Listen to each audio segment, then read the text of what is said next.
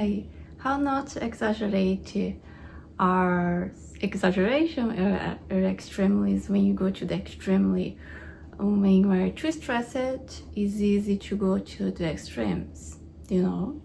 I've ever experienced so much stress that your life become how not to go to the extremities when your life is too stressed out. One of the things that I'm not perfect, I think anyone is perfect, and if you have some level of stress is health. Like our body is responded, our biological body is responded to the environment, and then it's how your brain react. But the thing is, when our cells in the brain start to get used with this stress and become a habit, and then is where it's interesting to think about the consequences that living in this habit. For example, one thing that I think can rescue us from all this stress is to thinking middle way in Zen. For example, I like to use this principle of Zen, the middle way, to any in any areas of life. I think the middle way in Zen-Buddhism is a very interesting principle to live by. Not 100%. Sometimes we need some laughing, make fun of everyday stress. But middle way is very interesting. Middle way is not to go to extremes, is to have a moderated life that I learned from Zen. And I think I have been applying because pretty much I live here. I also have my moments of stress in my life that I went to hospital.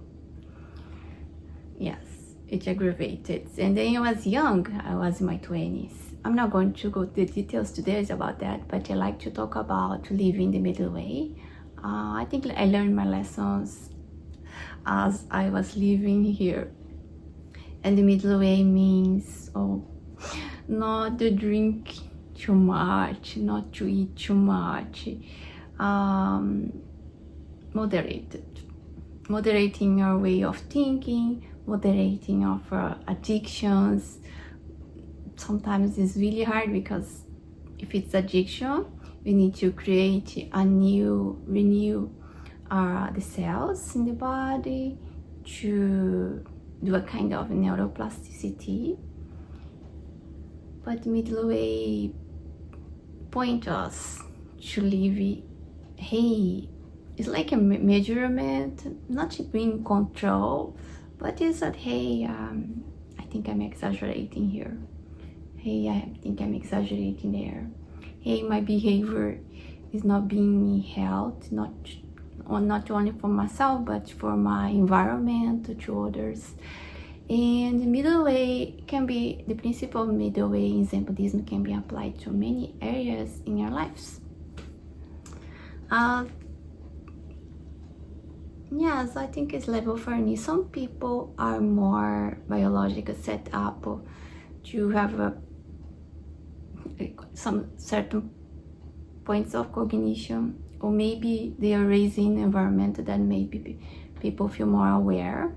But you all can develop this awareness that are exaggerating sides. It's easy to go. It's easy to get a new habits. And I think the principle of middle way in Zen Buddhism helps my life here to remember me to moderated exercise, moderated my stress, moderated my eating habits, moderate my expense, moderate life, and prepare a little bit. Not to think too much about the future, not to think too much about the past.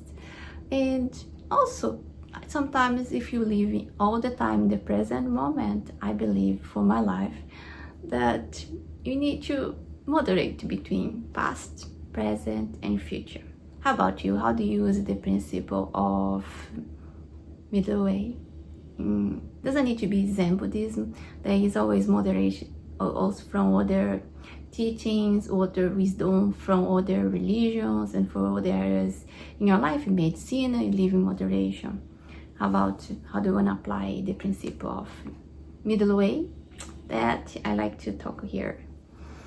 And yeah, that's the little chat for today. Tea time together. This little talk. And what the 3 things you want to moderate in life? Use the principle of the middle way in Zen Buddhism. That pretty much to moderate things in life. Thank you for watching. See you next time. Bye.